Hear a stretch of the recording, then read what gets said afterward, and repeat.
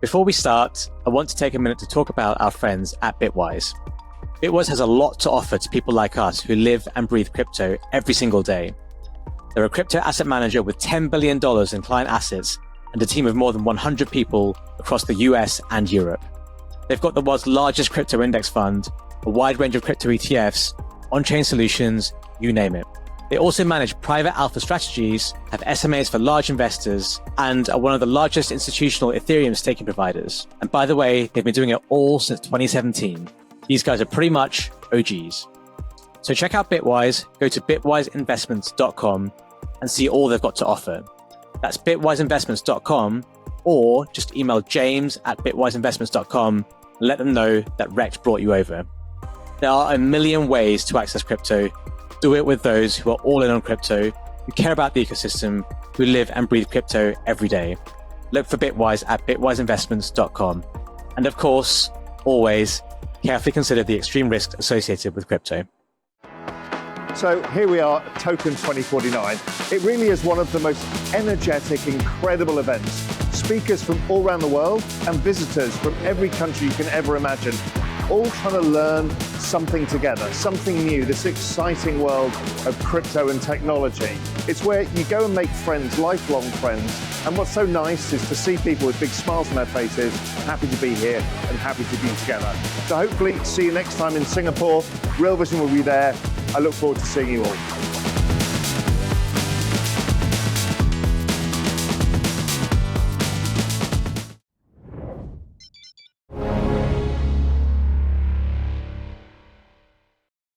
Welcome back to another episode of Rekt Vision.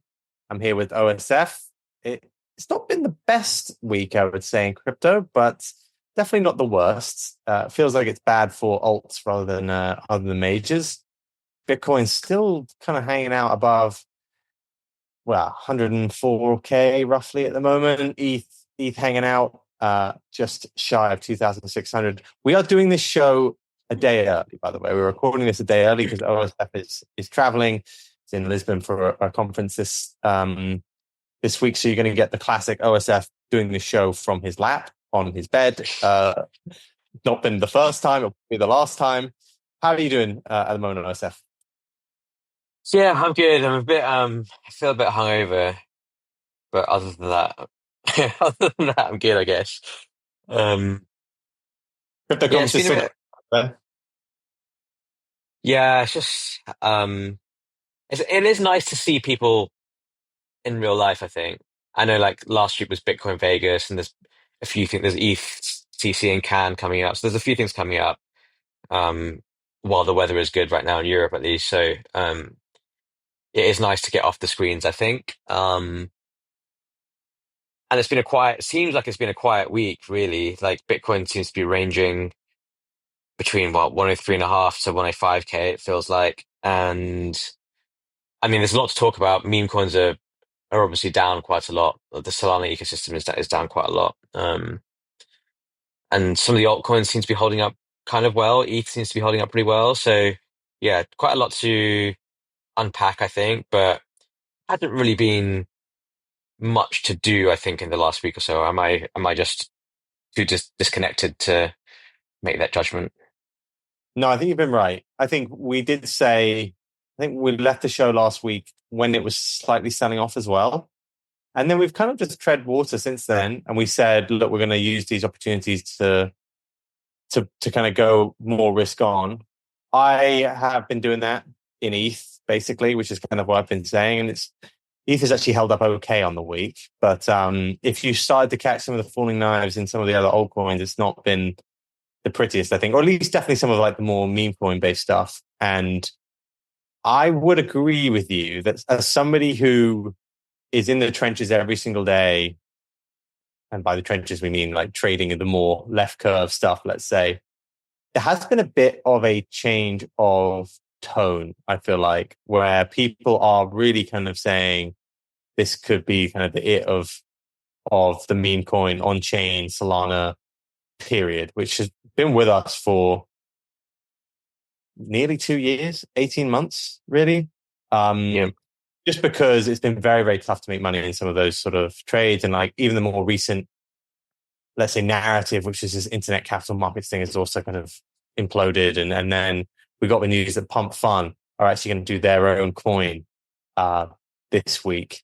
That was taken particularly bad by the market. Pump.fun, there was a story out, I think it was by Blockworks, saying they are looking to raise a pre-sale for a coin, $1 billion looking to raise at a $4 billion valuation. Let's break that down a little bit. Firstly, what did you think of the valuation? And then secondly, what do you think about this means for the market? So valuation to me seems probably in line. I know optically maybe it looks low if you look at their annualized fees that they've generated, but remember that's just like 1 year of fees, and we don't know how sustainable those fees are. It seems like right now actually the fees are trending lower, so I think that's one thing to consider. Like, yes, maybe optically it looks low, but you have to have there's some guesswork involved with what the actual run rate of fees will be, the revenues will be, I guess, over the next few months and years. The other thing is, like, do fees go back towards buying the token? If so, how much? How impactful can that be? I know we were speaking about this just earlier about comparisons between Hyperliquid and Radium. Maybe I'll let you speak about that because it was your smart point you brought up. I did consider stealing your point, but decided against it. So yeah, I don't know. Like, I just think it's one of those things where people immediately go, "Oh, they did 500 million revenues. How much revenues did they do like last year? Like 700, 800 mil, something like that." And they think, "Oh, that means it's like super low." But remember, you have to like assume that that's sustainable and that they can continue that. And revenues do seem like they are declining alongside other competitor platforms, etc. So I don't know. I actually think 4 billion feels about fair to me. I can see it pumping just to pump because everyone just apes it at the beginning, but feel like it might be one to buy at 4 bill for a quick trade, but I don't know if I would like hold on to that one. That's the way I view it. Yeah, I think that's pretty fair. I think we do this a lot in crypto. We take 1 year's worth of revenue and we extrapolate it. I've seen it happen with OpenSea, with Ape, with Bored Apes, right? Or sorry, Yuga Labs even. And now it feels like Pump.fun's the one for this cycle. It does feel that they've timed it at a time where it suddenly feels like the market's maybe drifting away from them. They can maybe still command a high valuation, but maybe that would be lower. Firstly, we've seen a lot more lower in a few months. That is, we've seen a lot more competition over the last few months, and there's this sudden feeling that it's not been easy to make money in these sort of Solana meme coins or Solana on-chain games, which Pump.fun was a big part of. Hi, Raoul here. Listen, I think we've got until 2030 before the economic singularity arrives. Now, it might not be the exact date, but it's around then. So we have about 6 years to figure out how to unfuck our future. I've put together a report to help you called Prepare for 2030. It's going to help you take the first steps in that journey to make sure you're secure past 2030. So just click on the link below and start your journey now.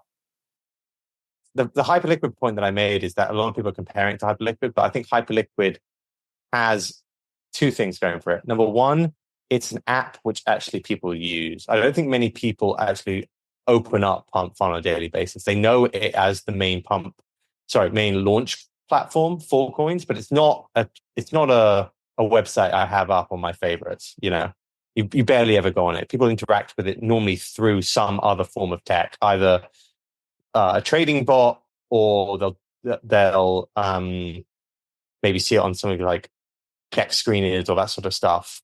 It's not necessarily the best interface, which is kind of goes against it. Whereas Hyperliquid, I think people actually use the app. And the second thing is, for now, it's not a chain. Now, if you're going to raise $1 billion, I think there is a case that they could decide, look, we're going to do a meme chain here, and maybe they run it back in the same way that Hyperliquid has, where it gets valued as a chain rather than an app. If you value it as a chain, it can be seen as relatively cheap. If you value it because it makes more money than Ethereum, it makes more money than Solana Pump.fun. But if you value it as an app, then some of the Solana apps aren't far off it, and it's tough to have like a 20-30 billion dollar valuation like Hyperliquid kind of has managed to get. So I think it's fair value. I think it probably rallies, but I don't think it does that well after that. I think it's some amazing trade, and I think I'd be worried about the trajectory in the current market.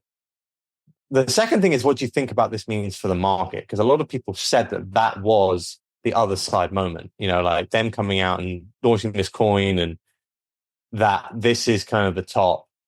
It's the final exit scam, basically, of the whole thing. What do you make of all that?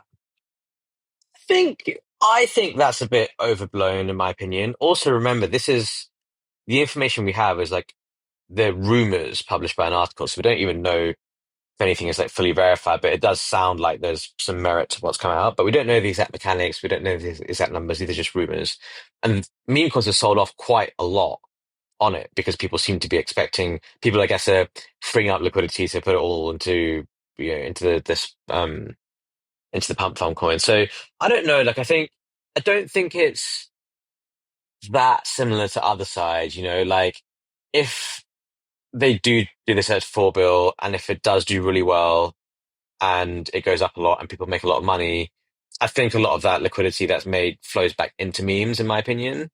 Um, so it feels like the effect to me might be more of like you had this temporary liquidity suck now, and then it reflows back in if it's successful. Now, obviously, if it goes down and it's not successful, then that's really bad and that's what happened with other sides, right? Like it just went low and the NFTs crashed. Then that ends up being like quite a big liquidity suck because the thing that everyone bought and sold at other positions for is down, and then everyone's like down money. So that I think is the risk, but I don't know if the timeline seems very like overly bleak about it. Like everyone seems to be like, this is the top, this is the end of meme coins and all that kind of stuff, the end of Solana ecosystem. I don't think it's the end, but I do think it will go through like a tough period for a while now. And I do think it's hard to hold any of that like Solana meme stuff now over the next few weeks while this pump fund thing is in the background, I think. And prices are showing you that now. Like, we had a big drop yesterday and then we've had another big drop today. And it seems to be it seems to be meme coins across the board, to be honest with you. But obviously the Solana memes are getting hit the most. And it's not just even Solana meme coins. It's even like Solana AI coins and like other stuff. Like a lot of stuff is down, I think, as people try to like free up liquidity, I guess. Yeah, I think a lot of stuff is down. I think it's part of it's people freeing up liquidity to do the trade, and I think the second thing is people thinking that the meme coin meta might be similar to the NFT one, where you've seen this end, which takes a long time to come back from. I'm less bought into that too, but I do see the parallels, and I think it doesn't really matter whether you believe or not. If enough people believe it, then the coins are going lower. And it's not just been Solana; it's been across all kind of meme coins, except certain brand coins that have like had a pretty bad week, I would say. And I said it last week. I think the easiest trade really is just kind of to come back to ETH, because I just think that it's more simple. And sometimes when you try these beta trades, they can be really dangerous. But I do think that now is the time, actually. Like Solana's tripping over itself. Feels like Sui had those exploits. The ETH killer narrative, I don't think is the weakest I've seen it for the last 2 years, and I think there's a good shot now that it can outperform.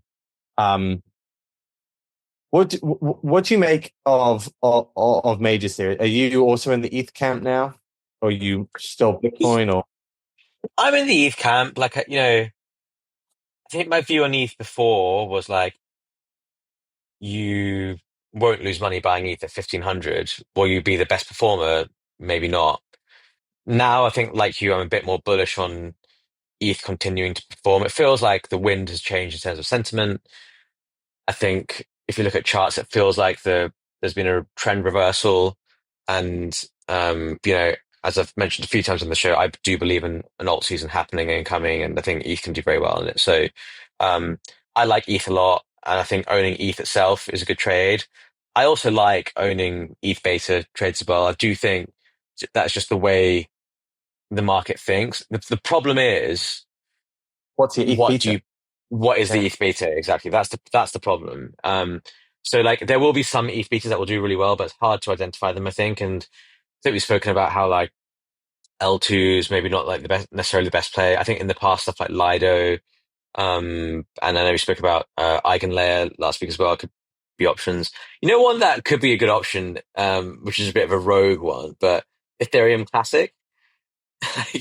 It's a bit of a meme coin, really, but Ethereum Classic does move quite a Uh, lot when ETH pumps. So, bit of a left field suggestion there, but that's one to look at for. And I like I think, Aave. I like Aave, and maybe we'll get onto a bit more why. But like Yeah. Circle now is trading at whatever it is, $10+ billion on the break. yeah, Where is it? And it makes $200 million a year net profit. Suddenly, maybe the trade can go back for these sort of like DeFi, SPI multiple trades. I think that's yeah, narrative I've been thinking about bits today. Like, wow, like Circle suddenly proved that like the stock market values these businesses much higher than the crypto market. And either it's one of two things happens there. Either they all then decide to IPO, or a lot of these coins start to reprice. So maybe that's a trade. yeah. Yeah, I think that makes sense. I think that's a trade. I think I also think, you shouldn't you should consider memes, like I think Pepe, Mog, Rekt, I think are things that can all do well if ETH really rallies. So that's another thing to consider. And then another slightly left field suggestion would be NFTs. And actually, like, some stuff has been moving. Punks are up, Meebits are up. I spoke about this with Raoul a couple of weeks ago. But that's another thing to look at too. Like maybe I wouldn't go like balls deep in it. It wouldn't be like I wouldn't full port NFTs by any means, but I think having some exposure to it, would be good. Good to know. I'll reach again. I do think that NFTs can have a moment. I've been the one who's been pitching it to you a bit more and being like, look, our NFTs a trade here, our NFTs a trade here. There's an argument here that punks could be a good buy. Obviously, they're expensive, but then there's a range of other like NFTs, even at lower price points, which I think you could look at. It may be the trade. Like to couple with that narrative that people have slight, let's say, Solana exhaustion, or at least on-chain exhaustion. NFTs. You're at that NFT conference today.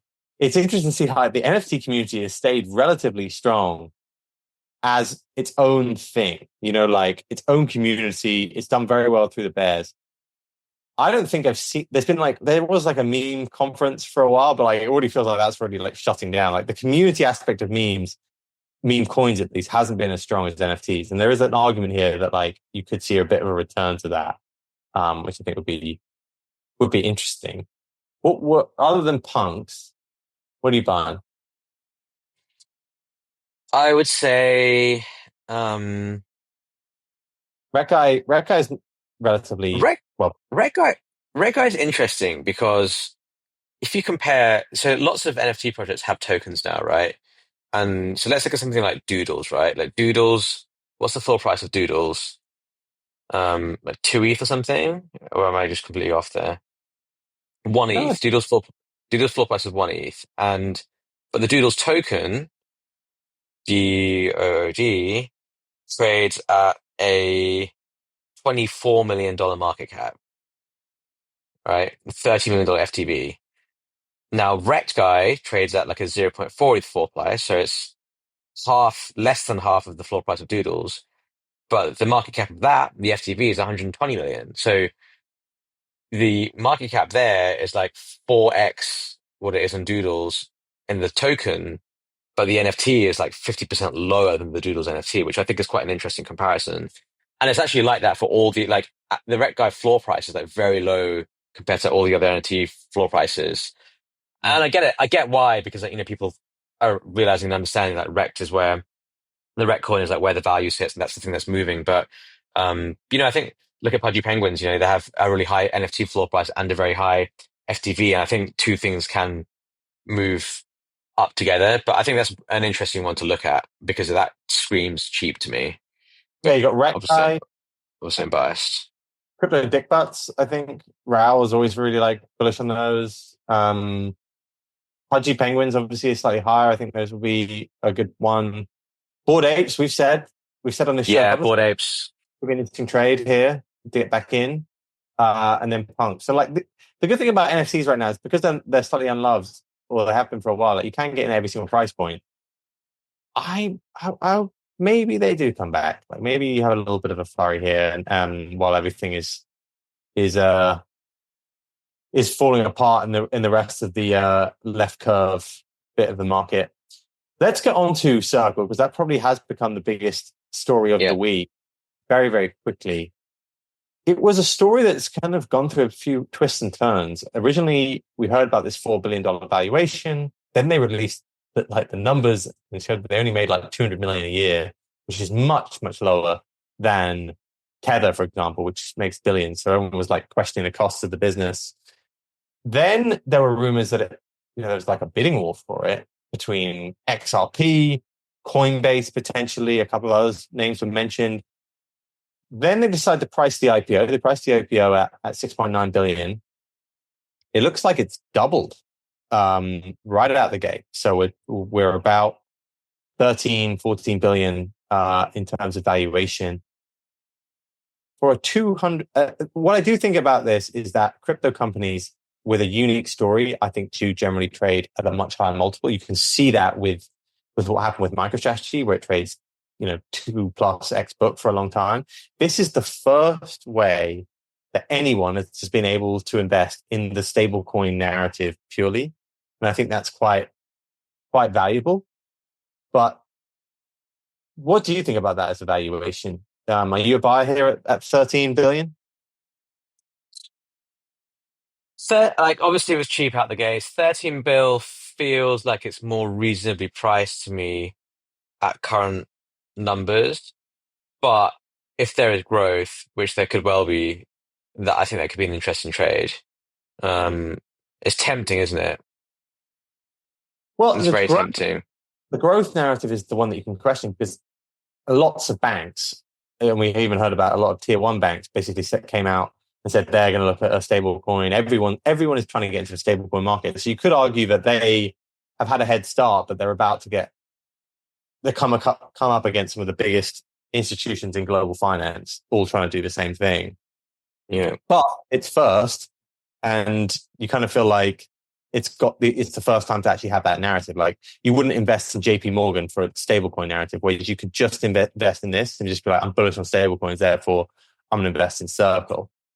In the same way that like you may have invested in Coinbase back in the day, albeit that stock or you invested in MicroStrategy, or now Strategy. So I think it will trade well from here. Let me put it that way. Like, it's just got this unique story, and I think it's one of the only things that people are just relentlessly bullish on in crypto still. Whereas everything else, a bit like, it's become a bit tiresome. Stablecoins and stablecoin adoption, they had it at that Bitcoin conference, right? We're going to have the Arch Public guys on later who were there, but it felt like stablecoins was the name of the game, even on Bitcoin conferences. Yeah. I think that makes sense. And it is the other thing about stablecoins is it has like massive TradFi interest too, and that's obviously proven in the price action of the IPO today. But that's something that I think those guys can get their heads around and can jump on board pretty quickly. And there's also like a relatively defensive business as well, right? It's not that cyclical, if that makes sense, compared to something like Coinbase, which is like super cyclical. So, it's true. It's it's a pretty attractive business all times. It feels like if we do ever get like another bear market where everything gets nuked and Circle goes down with it, that's something that I think would be really good to buy in that nuke. Yeah. That's what I would look at. In some ways, it would be a little bit pro-cyclical because you can imagine, like in a recession, and bond yields come down, people suddenly start questioning Circle's ability to make money, right? Yeah, we're at a high yield environment, but that's probably a good time to buy it because they're probably going to go back up higher, and it's a good time to get involved. Yeah. Do you think Pump.fun should IPO? Kind of makes you feel that like IPO. Oh God, I don't know about that. Whereas Pump.fun made $800 million. What? Now they're trying to raise up $4 billion. Kind of makes you think. So the thing with an IPO is you have to tell a story. IPOs are very much about storytelling. Like, remember, a lot of the retail market, and I know this because of speaking to like my in-laws and stuff who buy into these IPOs, and they send me like the one pages and stuff they get from their brokers, the people upselling to them, and it like barely ever talks about financials. Like, it has no multiples or anything, and it's very story driven. And it's like, if you like the story, then, you kind of buy into it. So, with Circle, there's a story that you can tell, which makes sense to a normal person who's not in crypto. But you can't really tell that story, a story of Pump.fun, to people who aren't in crypto, right? Like, who's going to really understand that or get that? And that's what I think the hurdle is for them to IPO. Like, it needs to be a story that not only people understand, but people believe in as well. Yeah, I think that's fair. The story is less easy to tell with Pump.fun. Like 4chan for memes, I don't think necessarily rolls off the tongue for a lot of different TradFi investors. I guess it's a more broad point though. Is that what I just was saying before? Do you think we're now going to see a spate of IPOs of crypto companies? Because what we're seeing here is that the IPO market is pretty hot for some of these crypto narratives, particularly unique ones. And yeah, Pump.fun may be a little bit more difficult, but lending, that's been another big one. Like Aave could potentially, or one of these other big lending companies could get involved. Do you think we're now going to see like a spate of IPOs for crypto companies in the US? Yeah, I think so. I don't see why not. It seems like the natural progression of the way things are going, where the adoption increases and people are more on board with things, and it's an exit as well. It's an exit for everyone who's been in it for a while. So yeah, I wouldn't be surprised to see more of it, and I wouldn't be surprised, especially if something like Circle does super well and people make money for it. There's going to be appetite for more, I think. What else do you think could IPO? Well, the names that roll off the tongue are like Ripple. Obviously, there's been a lot of talk about them IPOing for a long time. Some of the exchanges, again, like Kraken, they've talked about IPOing this year. But I think more broadly, this makes me think about DeFi companies. DeFi companies traditionally have been pretty decentralized because they were worried about regulation. But DeFi regulation seems to be coming to a head in the US, at least over the next year or two. And you could see some of like the tier one companies here think about an IPO. Uniswap could IPO. They're based in New York. Aave, I believe, is more European based, at least from the founding perspective. But that would be like a tier one Curve, like companies that make money in crypto and haven't, Uniswap never turned on the fee switch, right? Yeah. And they could potentially just go like, we're just going to IPO instead here because it's better for us.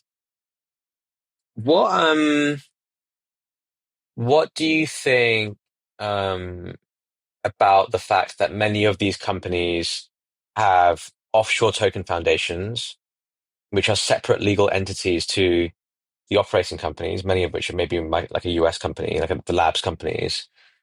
And in these offshore token foundations, many of these companies may have a treasury of tokens worth like, hundreds of millions of dollars, maybe even billions in some cases. How does that look when that gets pitched as an IPO? Like, do you think people bucket those offshore foundations in? Do you think they just view them as separate entities? Like, does it get baked into the valuations or not? Like, how does someone think about that? I mean, it's super. Yeah, it's a super interesting question. It's not something that I would necessarily know from like a legal perspective. I would say that it really depends on the token. If the token itself has got some sort of explicit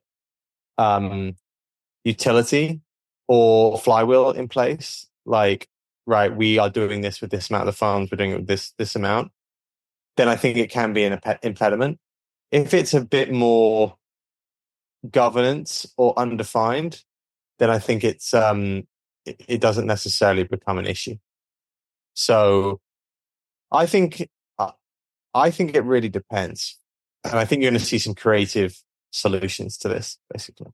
Like, there's a lot of managers right now or owners of crypto companies that will look to they'll look to do this. There's also been a lot of rumors of like dissolving all these, right? So like ApeCoin, for example, came out this week and said we're probably going to get rid of ApeCoin now. Like it's been pointless for us. We're gonna take over ownership of it, and you'll see what happens. They're going to have an unbelievable amount of lawyers, and there's a lot of value for that company in owning Ape itself, right? Because that's where a lot of the treasury kind of sits, quote unquote, for Yuga Labs now. So let's see how they do it, and then let's see. I think you've probably got a blueprint for how other people will do it. Yeah, But I think it's going to be interesting one to watch. I think it's the right question because Circle suddenly now put the spotlight on, wow, there's going to be an IPO season here for crypto companies, and who's the best position for that and who isn't. One more question also. If these IPOs do really well, let's say, Circle obviously is killing it. Do you think that has an impact to current crypto prices like Bitcoin and majors and other stuff? Like Bitcoin hasn't really moved on today's price. Like for me, even though there isn't necessarily a direct link, I would think like more attention for crypto to just generally be good for the market. Like I would have expected this Circle price action to kind of like lift the entire crypto market, but it hasn't really. Am I just wishful in that thinking, or do you think there is any merit to that thought? I think short term, it can be a bit of a liquidity event. Like the people that I know who participated in the Circle IPO are all in crypto, which makes me think that maybe some money was spent on this rather than on like altcoins right now. And I do think there's a narrative right now which could just be own Circle, own Bitcoin, right? Own Bitcoin, own stablecoin exposure, and sit back and relax. So I would be a little bit wary of assuming it's going to be good. But if you want board people to crypto and like the narrative around crypto, it's tough to be like overly bearish, because I think the only way that Circle really does well is also like the chains start getting used a lot, and you start to see real scalable TVL starting to get put on things like ETH and Solana. So I think it may be slightly responsible for the sell-off, but I do think it will also rally. In the longer term implications of it. So maybe before we get the Arch Public guys on, let's have a little bit of a refresh of where we're sitting then in terms of how risk on you are, how risk on. You were 80% last week. I don't feel like you've done anything over the last week. No, I haven't. Just been gallivanting around Lisbon, really. So I think that's pretty much fair. And your risk is mainly ETH. Yeah, I feel like ETH. Yeah, ETH, Bitcoin. That is generally where I am, and I have some ETH beta pairs, which I think are like those sort of like meme coin stuff within ETH. That's where I'm at right now. We have remarkably similar bags. We have remarkably similar bags right now. Yeah, it's tempting to dabble in other alts and stuff. I'm very tempted by that, but I think I'm happy with where I'm at for now. I don't feel the need to change anything. Yeah, I've really put. I mean, obviously, I told you when I pared down all my Solana exposure and started moving it into more ETH and ETH beta. On the dip, I really just bought ETH. I bought a little bit of Altcoin again, just to have a little. Couldn't help yourself, yeah. Couldn't help myself because it's down like 60% or 40%. But but I don't want to steer too far away from just majors because I think this could also be a bit of a chop here. Like, it seems a bit more persistent than I originally thought, and that could be very painful for some of this more dangerous stuff. Okay, so we're not panicking. Feels like majors aren't really panicking either. But there is a lot of pain right now, and a lot of people here every single day because they're very exposed to non-majors, let's say. But and we would both buy ETH and probably ETH beta on any more dips. Agreed. Cool. All right. Let's get on the Arch Public, guys. Great to see you guys again. Yo. Here we all are. And there were 4. We hear you've had a massive weekend or week in Vegas, but not how people often do a massive weekend in Vegas. You were there for the conference. How was that? It was fantastic from my perspective. It was Vegas obviously can accommodate so many people under one roof that it was like a giant slumber party. Lots of gambling with nothing but Bitcoiners at the table, and lots of excitement in the air. You could kind of feel the energy, and a noticeable amount of politicians and foreign politicians there. A lot of Secret Service walking around during the conference. So I had a blast. It was exhausting, but the concentration of I think the stablecoin piece of it was a big deal. It was mentioned probably 6,000 times from the stage itself. But I also think there was a huge movement in terms of Bitcoin treasury companies and Bitcoin corporations and just adding Bitcoin to your balance sheet to kind of give you offset inflation, preserve purchasing power. But in some of these companies, you can double your net revenue if Bitcoin continues to perform with only a 10% allocation. So there's very little exposure, but at the same time can prove itself to be exceptionally valuable on your balance sheet. So I think that those were the 2 narratives that stuck out to me. There's going to be here in 2025, the Bitcoin treasury movement, the balance sheet movement, and frankly, just crypto at large finding its way to traditional equity markets. That's going to be the story for 2025. First, you have Nakamoto. It may be trading at 17 or 18 right now, but if you got in, at the pre-IPO shares, because they offered it to everybody at $1, it went up to 27. People are not going to stop doing those deals when you've got a 20 to 27x on your money. They're going to keep, throwing money at it. Look at Circle, right? Circle today is up 2.5x from where it was first indicated to start the day. And everybody on this panel knows that Circle doesn't have this wildly thrilling and exciting business model, and they're printing cash like crazy. They're giving half of their cash away to Coinbase, right? So it's not as if Circle is some tech company that's reinvented the wheel and it's going to be doing all these things that we haven't thought of yet. That's not what Circle is. So you're in a position now where there's going to be, Obi knows this. The actual IPO markets in TradFi have been basically dead for the last 3 to 5 years. Literally nothing happens of consequence. And we're in a position where we may be looking like the likes of exchanges, stable coins, other crypto projects, Bitcoin treasury companies, are going to be reviving IPO markets in a very meaningful way. Mando, you mentioned, is this move to traditional markets and IPOs, what's that going to do to the actual crypto markets? I think short term, there is going to be some turbulence because there's going to be a little bit of movement of capital in one direction or another. But over time, both midterm and long term, that just means that the industry itself is awash in new capital, huge amounts of capital, huge amounts of new currency in terms of shares. Go back and when Coinbase went public, they used their shares to buy however many companies, 20, 25, whatever the number is. They bought a ton of companies after the first year that they went public. So that same cycle is going to happen, except instead of one company like Coinbase, there's going to be 10, 15, 20 companies that have enormous amounts of capital to be able to spend inside of the industry itself. Yeah, look, I think that has been a big thing, right? These reverse SPACs, essentially, or like Bitcoin treasury. We saw first one for ETH.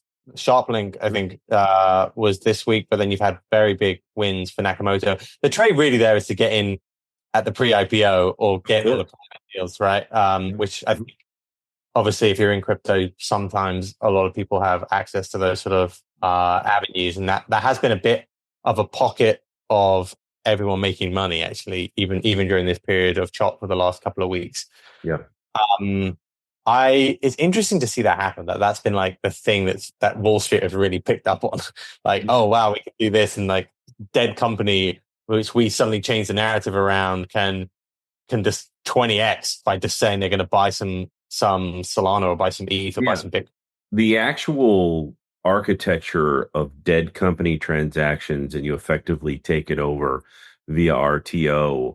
That for 2 decades, that has been the lowest of the low type of transaction in TradFi by an immeasurable percentage. Like, nobody wants their hands on those kinds of deals on traditional Wall Street. Nobody wants to touch those. There's like, they just don't. And yet in the crypto space, you go from, $1 pre-IPO 6.5 weeks ago. I was offered pre-IPO shares in Nakamoto, right? And it moved so I didn't get in. If I would have, I'd have got it at $1, and I had the ability to be where it is now. So that just means that that's going to happen again and again and again and again until it's completely out of gas. Bubble or no bubble, the crypto industry is fairly used to bubbles, right? Whether it's NFTs or meme coins or any version of it, meme coins have a certain type of half-life. And I think this particular bubble will have a half-life that may last a little bit longer than we think. So we'll see, but there's going to be a lot of capital awash in the crypto industry, unlike to Andrew's point, that one of the main themes from stage was that the 60-40 portfolio is dead. I can't tell you how many times that was said from stage, and it's like there's now this 5% allocation that you have to have in Bitcoin exposure, and that's really what the kind of the sentiment of the TradFi guys that I was speaking to is like things have not only changed, but the switch has been flipped. People are not looking at a 60-40 portfolio as kind of the standard anymore, that you need this kind of micro cap type return, disproportionate return to risk exposure at some level. Yeah, look, I think that's very true. I think people are now noticing this can just be a sliver, but 5% of hundreds of trillions of dollars of assets still seems like money. What do we you mentioned heads of state, you had mentioned Secret Service. Like, I assume you've been to a few of these sort of Bitcoin conferences in the past. So, like, how did it feel different on that sort of style? Like, do you now just feel as though Bitcoin's entering this realm of just sovereigns are going to dominate it as well? Well, my perspective is that the whale room itself and the whale stage was a conference in and of itself. That I never went to the main stage the entire conference. I was there for 8 days because the whale room had all of the people that required special attention on stage. It was a much more manageable space. There was about 2,000 people there. So yes, there is going to be more and more of the carnival rides will be created for the masses. And then there will be, I think, more gatherings face to face for decision makers in the space in the industry where business is getting done, legitimate business. Deals are being cut in those rooms. And especially now that, David is such a big part of Nakamoto, that's kind of self-fulfilling prophecy in the fact that not by chance was that one of the major themes of the conference. That was one of the major themes because it's the way in which we're onboarding lots and lots of customers at this point. Well, not to toot our own horn, but Arch Public, we basically had a conference within a conference. We had a lounge there, and we had John Deaton, Jack Mahlers, Vlad Tenev, Adam Back, Bo Hines, David Marcus, Caitlin Long. We had a pretty significant tapestry of people in the space. Adam Back, obviously the last living soul that was mentioned in the white paper, Caitlin Long, who's on the banking side, Vlad Tenev, who's the CEO of Robinhood, Bo Hines, who is the executive running crypto stuff here in the U.S., in the current administration. And it was, doing those Q&As in the room. Our room was full. So per Tillman's thought process there, we spent most of the time there and in the whale space because we were sponsors there. And we spent a lot of time in the main area. But that goes to the reality of, look at the different types of personalities that are involved in the space now. It's the U.S. government, it's banking, it's, core cypherpunk still. It's, Robinhood being the end all be all of platforms associated with trading everything and anything at some point. So it's turned into a unique space that's so different than 4 years ago. The whale space at this conference was bigger than the actual conference in 2021, and I was at that conference. It was so big. When I first walked in, I was like, this is incredible. This is the biggest that I'd ever seen. So it goes to, the average age in the whale space. Instead of being 42, it was probably 53. So it's just, it's interesting to watch the industry evolve. And you can wrap all that up. You can say whale space is bigger. The average age is older. And now we have companies going public, on Wall Street, and that will continue to happen. So all of that, add it all together, it just means more capital in the space. And I think that's a good thing. Where that capital goes, we'll find out, but it's going to find a spot. The capital always does. Well, and Ross being there and being on stage, that's been something I think the community's been waiting for so long. There were tangible things to celebrate this year. It wasn't hype and hopium. It was like, we're making meaningful strides in our mission, which is adoption. And having all those TradFi guys there begging for time to talk about how they can learn more about the space. It definitely makes you feel good that we're getting to that end. Yeah, I think that it does feel as though this is the most mainstream. I guess it gets more mainstream every single year. Maybe not. Maybe like 2022 was a tough year, but it does feel as though this year it's really become. When you have the vice president there, it does feel as though it's kind of on a different sort of plane of people knowing what's going on. How was, speaking of Arch Public, how's it been? How's the Bitcoin product been doing? I know, obviously, we actually spoke about it maybe a couple of weeks ago, and we were saying, probably underperformed on this way up, and now we're back in the chop. It must have gotten some good, I reckon. It's been doing exceptionally well. We've had nothing but praise from the customers. Anytime there's chop, there's exits that are taking place, and you're exiting about half your position in most cases. So those are the opportunities where the cash yield byproduct of volatility can really play to your advantage. So nothing but glowing praise from the customer base.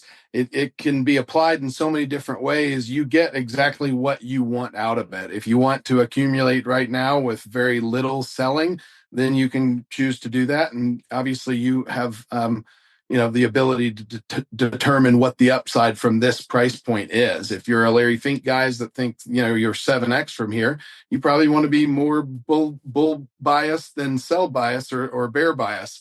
And so everybody gets exactly what they want. And that's the main thing. It's a very user-driven, customizable piece of software. And the main development that's really taking off is the corporate treasury side of it. We've had just dozens and dozens of companies reach out since the conference that have said, we need help. We need tools that can manage, number one, accumulating a large stack of Bitcoin in a very short period of time so that we can promote it and join essentially that group. But then we want to dedicate, X percentage of gross or net profits to accumulating more Bitcoin. How can we deploy that strategy with automated tools? So it's what we have been saying since we've been giving this product away for free to the retail users of this is institutional tools in the hands of retail traders. It really is now coming to fruition full circle because the institutions are coming out saying we need these tools. So it's been quite the ride. We're exceptionally excited. 750 people at the conference have signed up for the service. So we're continuing to serve them and onboard them and continue to build the happy customer base, which is kind of a self-fulfilling prophecy for referrals and so forth. That's awesome to hear. I was going to say, did you get any sovereign nations coming in? But it feels like, the Bitcoin treasuries would be the obvious one. It feels like everyone's desperate to announce that they're about to do some sort of Bitcoin treasury, and that it will help their stock. Well, if you're a publicly traded company right now, that is talking about doing it, you're the belle of the ball. You've got all the brightest minds in the space, like begging you, like, please to do this, sort of like GameStop.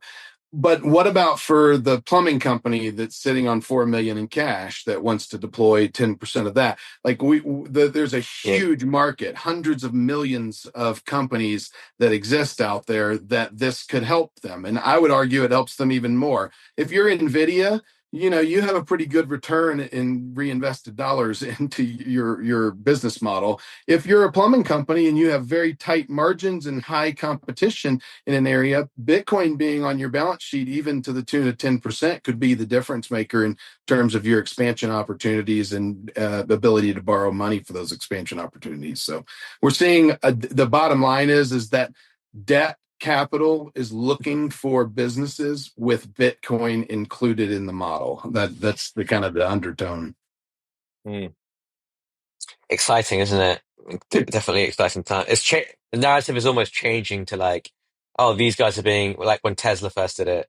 Oh, this is kind of experimental. To now like, oh man, if you're not doing this, or if you're not at least not investigating doing this, then you're kind of behind. So, well, there are lending institutions that have figured out that Bitcoin is a very, very unique asset that is, it's very, very helpful in their lending model, right? Because it's, if need be, if the lending deal goes bad and they have to take ownership of that asset, it's instantly, you can liquidate it instantly. You can't do that with a commercial real estate building or a home or a piece of land in Montana.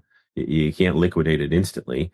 Or if you're smart enough, you're like, listen, this 4-year cycle thing is pretty cool with Bitcoin. Maybe we just hold on to this asset that we just grabbed. So if you're a lending institution and you're able to see it that way, you're kind of falling all over yourselves to be able to put together deals that look like this. It just simply makes sense with Bitcoin as the base layer of the deal itself. Yeah. Okay. Cool. Well, it was awesome to have you guys back on. Obviously, go check out Arch Public. They just sound like they've just absolutely crushed it at Bitcoin Vegas, but you can go out and test out their problem, their tools for you for free. Like they said, it's institutional grade products that you can do as a retail trader, and then they have a range of different options after that with how many of the tools you want to use. Great to have you guys on as always, and always great to hear from OG Bitcoiners like yourself too. Absolutely. Good to see you guys. Appreciate it, guys. Thank you. Thanks, everyone. We'll see you guys next week, usual time, 11:30 a.m. Eastern Standard Time and 4:30 p.m. British Summer Time. Hope everyone has a good weekend. So here we are, Token2049. It really is one of the most energetic, incredible events.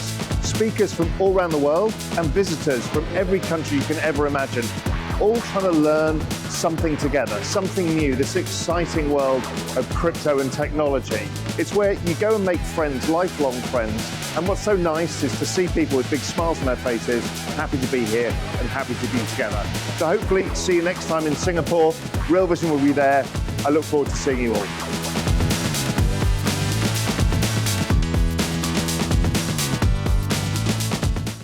Hey, thanks for sticking around to the end.